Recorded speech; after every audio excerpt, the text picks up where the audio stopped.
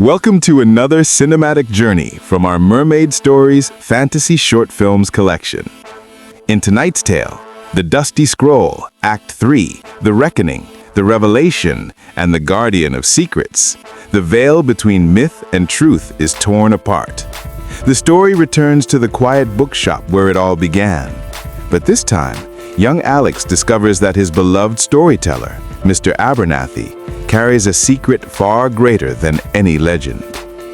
Prepare yourself for the final act, a haunting revelation where love defies time, secrets resurface from the deep, and the line between fantasy and memory disappears. If you believe that every story hides a truth, then stay till the end. And don't forget, subscribe, like, and share to help us bring more timeless fantasy tales to life. The storyteller stayed quiet for a long time, letting the full weight of the story sink into the minds of his young listeners. Then, with a slow, careful movement, he reached for his teacup and took a small sip.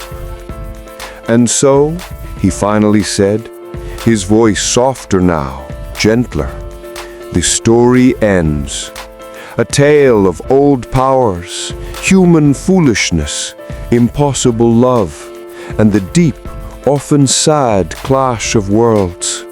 A reminder that what we see as myth, as mere fantasy, often holds deeper truths, secrets whispered on the wind and carried on the currents, waiting for open ears and open hearts to hear them."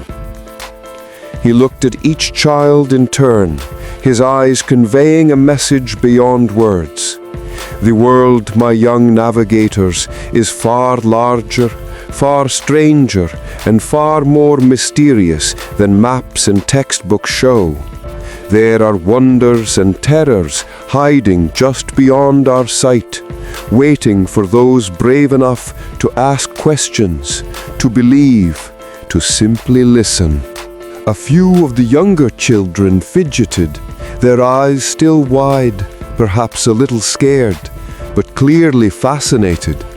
The red-haired girl still held her stuffed dragon tightly, her knuckles white. The boy with glasses slowly, carefully closed his notebook. His usual neatness was replaced by a quiet awe. Alex, however, did not move. He was completely still, his mind busy. The story was so real, so immediate. It felt less like a myth and more like a whispered truth, a personal confession. Mr. Abernathy's gaze had stayed on him during the last parts of the story, during the impossible escape, during the mention of a new life. A terrifying, exciting idea began to grow in Alex's mind. The storytelling class slowly left, the children murmuring quiet goodbyes. Their steps were a little lighter, their eyes holding a newfound sparkle of wonder as they stepped back onto the ordinary street. Alex, however, stayed stuck in his armchair, lost in thought. He didn't want to leave. He couldn't. The next few days passed quickly for Alex. The story of the Mermaid's Cave played repeatedly in his mind. The clear images of the crashing Titanis, the angry merfolk, and Liam's impossible escape overshadowed everything else. He went through his school routine, his homework, his chores, but his thoughts constantly went back to Mr. Abernathy's tale. The question he had first asked, "Do mermaids really exist?" had changed into something much more complex and unsettling. Could that have really happened? He found himself returning to the Mermaid's Cave book he had first found, carefully reading the beautiful descriptions of ancient merfolk and their deep-sea homes. Now he saw them not as fancy words, but as possible blueprints for a hidden reality. The book felt even heavier in his hands now, filled with a new, almost sacred weight. The casual shrug of his friend David, the dismissive tone of his teachers, all seemed empty and insufficient. They lived in a world of facts, of provable realities. But what if there were truths that were beyond the reach of scientific tools? Truths that could only be found through belief, through stories. Driven by a strong urge, a quiet belief that something more profound than mere fiction had happened in the dusty scroll, Alex began to search. He didn't know exactly what he was looking for, but the story had left too many unanswered questions, too many clear details that felt less like imagination and more like memory. He started with the most ordinary sources, the town's small public library. He looked through the dusty, microfilmed old newspapers, searching for anything remotely similar to a huge ship disappearing without a trace. He typed mysterious keywords into the library's old internet search engine. Titanium ship disappearance, mysterious island ocean, unexplained maritime disaster. For hours, he found nothing. The digital world seemed to swallow his questions into a void of irrelevant information. Just as frustration began to nag at him, threatening to make him believe the whole thing was pure fantasy, he found it. It wasn't in a digital archive, nor in a prominent headline. It was tucked away in a fragile, yellowed newspaper from 30 years ago, an obscure article in the back section of the local newspaper. The headline was simple: Maritime Mystery, the Enigma of the Titanis. Alex's breath caught. Titanis! The name alone sent a shock through him. His fingers, shaking slightly, carefully unfolded the fragile newspaper. The article, while short, contained chilling similarities to Mr. Abernathy's story. It spoke of a highly advanced luxury liner, mostly built with a then-new titanium hull, that had vanished without a trace during its first voyage. It mentioned the confusing lack of any distress signals, the thousands of passengers and crew, tourists, a detail about important individuals, even a mysterious mention of a security detail, which Alex immediately thought of as the police after criminals. The article concluded that despite extensive search efforts, no wreckage beyond a few scattered pieces had ever been found, and the disappearance remained one of the greatest unsolved maritime mysteries of the last 30 years. 30 years! Alex quickly did the math. Mr. Abernathy was an old man, certainly old enough to have been a young man, a survivor 30 years ago. The details were too specific, too strangely similar to be mere coincidence. The titanium hull, the lack of signal, the thousands of people, the fact that the story ended with a sole survivor. Mr. Abernathy had spoken of it with such deep conviction, with such close detail, not like someone telling a made-up story, but like someone reliving a painful memory. A cold certainty settled in Alex's stomach, pushing aside all doubt. Mr. Abernathy's story wasn't just a story, it was a hidden autobiography. And he, Mr. Abernathy, was Liam, the young man from the tale, the sole survivor. But then a new, urgent question flared in Alex's mind, sharper and more pressing than any before. How could he have known that someone escaped and that it was mermaids that caused it? The newspaper article, of course, offered no explanation for the disappearance, no mention of merfolk. It spoke of unexplained forces, of strange weather phenomena, but nothing supernatural. Only Mr. Abernathy had known the true, incredible cause. Only Mr. Abernathy had spoken of a survivor and of a mermaid's help. This wasn't just about believing in mermaids anymore. This was about a secret, a deep, unbelievable secret that only two people, perhaps three, in the entire world seemed to know. The following Saturday, Alex found himself outside the dusty scroll once more, but this time, his steps were neither light with innocent curiosity nor driven by eager anticipation for a story. They were purposeful, heavy with the weight of a monumental discovery. He clutched the faded, brittle newspaper article, its edges worn, as if reflecting the fragile line between truth and fiction he was about to cross.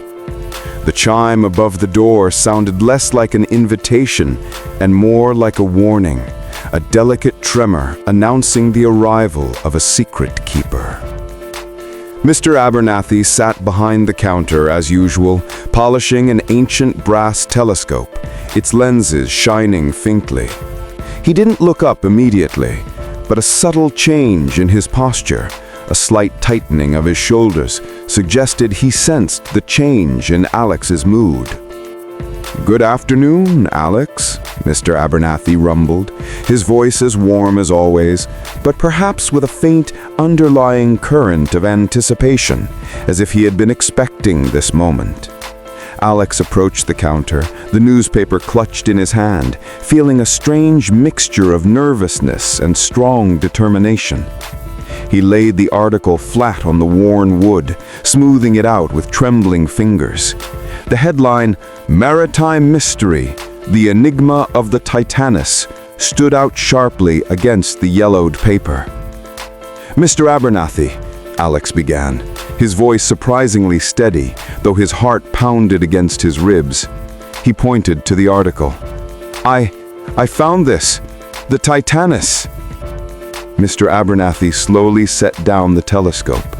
His gaze, usually sparkling with friendly wisdom, became focused, intense. He looked at the newspaper, his eyes scanning the brief paragraphs. A deep sadness, a weariness that seemed to stretch back decades, settled over his face. He didn't seem surprised, only resigned. He reached out, his gnarled fingers gently touching the faded print. "Ah, yes, the Titanis," he murmured, his voice now lower, tinged with a sad echo. "The Titanis." He looked up at Alex, his eyes meeting the boy's direct gaze. A tragedy that haunted the world, did it not? A ship simply vanished. "But you knew," Alex pressed, his voice gaining urgency, driven by the need for confirmation. "You knew how it happened. You knew about the titanium hole, the thousands of people, the police, the military, and you knew about someone escaping. You knew it was mermaids." He paused, his voice dropping to a near whisper, a desperate plea for the truth. "How did you know, Mr. Abernathy? How did you know that someone escaped and that it was mermaids that caused it?" Mr. Abernathy looked at the newspaper again, then slowly, carefully, closed his eyes. A single, almost invisible tremor ran through his body. When he opened them, the sparkle was gone, replaced by a deep, ancient sadness. There was no denial, no attempt to dismiss it as a coincidence or a clever invention, only a quiet, painful truth. "Because, Alex," he said, his voice barely a whisper, yet each word resonated with the weight of a lifetime. "Because I was there. I was the young man. I was Liam." Alex felt a gasp escape his lips. Though he had already known it, to hear it spoken aloud was to feel the true impact of the impossible becoming real. The air in the store seemed to thicken, charged with the revelation. Mr. Abernathy, his wise, gentle storyteller, was the sole survivor of an impossible tragedy, the keeper of a secret that defied human understanding. Mr. Abernathy leaned forward, his elbows resting on the counter, his gaze steady. After she saved me, after Marina brought me to this very coastline, I understood that I could not tell the full truth of what I had seen. The world wasn't ready to believe in the depths of its own mystery, certainly not in a truth so terrifying and beautiful. I changed my name. I built a new life, a quiet life, surrounded by stories, because stories, you see, are the safest way to carry a truth too heavy for reality. They are a way to remember, to hint, to perhaps even find others who might sense the truth beneath the words. His gaze became serious, almost pleading. You found the newspaper, Alex. You connected the clues. You have an open mind, a believing heart. That is rare. And because of that, you now share a secret with me. A secret that must remain guarded. He reached across the counter, his gnarled hand gently covering Alex's over the newspaper, a gesture of a solemn agreement.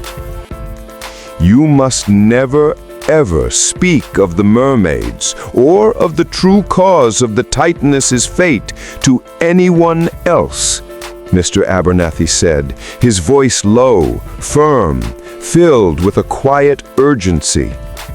The world is not ready. Such truths, revealed too soon, can bring only fear and destruction. You saw in the story what humans are capable of when faced with the unknown. For the safety of everyone, for the sake of the world you live in, you must keep this secret. Can you do that, Alex? Can you be a guardian of this truth? Alex looked into Mr. Abernathy's ancient, weary eyes.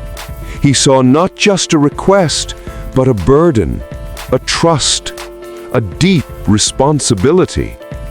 The world he knew, the world of facts and certainty, had just broken apart, replaced by a reality infinitely more vast, more mysterious, and more dangerous. But he felt no fear, only a deep sense of privilege. This was the adventure he had always longed for, a truth more wonderful than any fairy tale. He swallowed hard, his throat dry. "Yes, Mr. Abernathy," he whispered, his voice steady. "I can.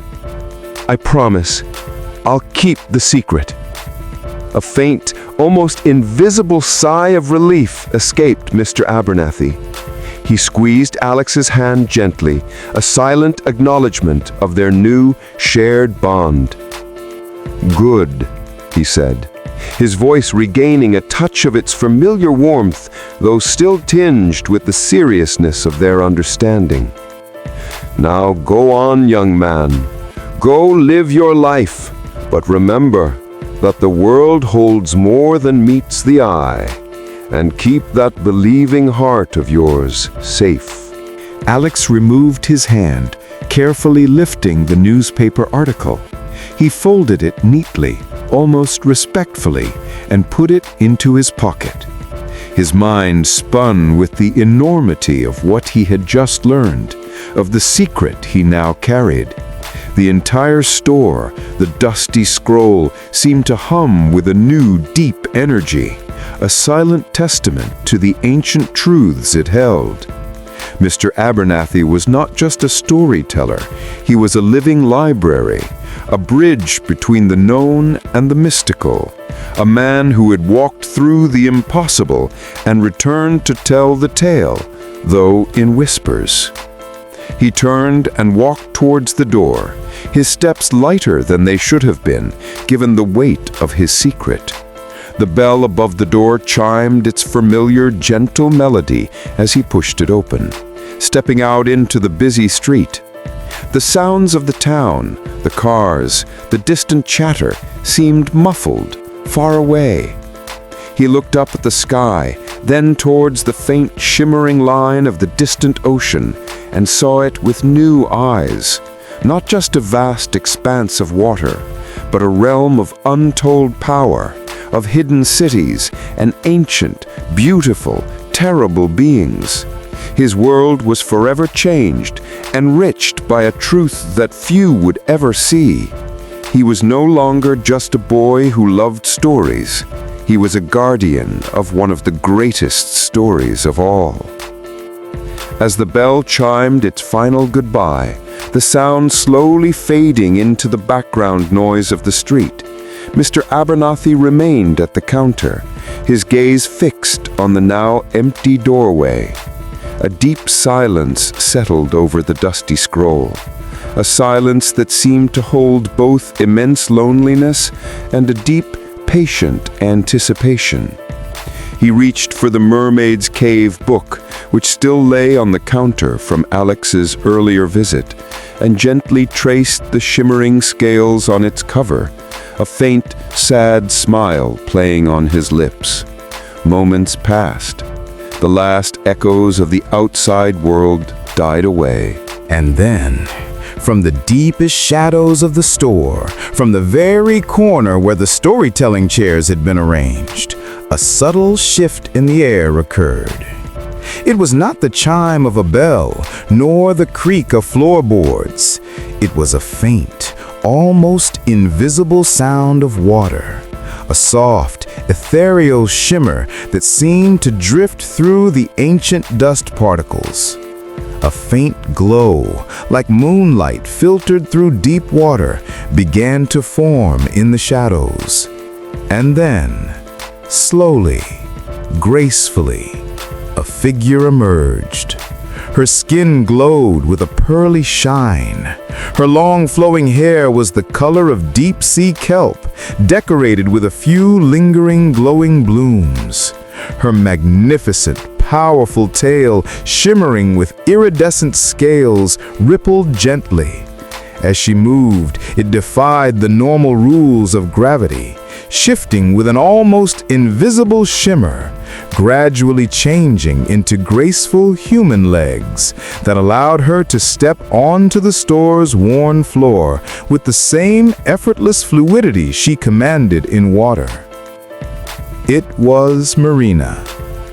She walked silently towards Mr. Abernathy. Her presence filled the quiet store with a deep, calming energy. No words were exchanged. Words were not needed between them. Their bond had always been deeper than spoken language. Mr. Abernathy looked up, his face softening. The deep weariness in his eyes momentarily lifted, replaced by an expression of deep, lasting love and a quiet peace. He reached out a hand, and Marina, her eyes gentle, reached out with hers. Their fingers met in a delicate, familiar touch. It was a silent acknowledgement of their shared history, their lasting connection, and the impossible secret they had kept for decades. In the quiet heart of the dusty scroll, where stories lived and breathed, the mermaid and the man, two survivors from colliding worlds, found a moment of silent connection. Their shared secret was proof of a love that went beyond species, time, and the very limits of reality. The magic, Alex now knew, was real. And sometimes, the stories we tell are not just fiction, but the carefully guarded truths of the heart. And that was The Dusty Scroll, Act 3, The Reckoning, The Revelation, and the Guardian of Secrets. A tale where love survived the tides of time, and the truth beneath the waves finally rose to the surface. What if the stories you hear aren't just fiction, but confessions from those who lived them? Let us know what you believe in the comments below.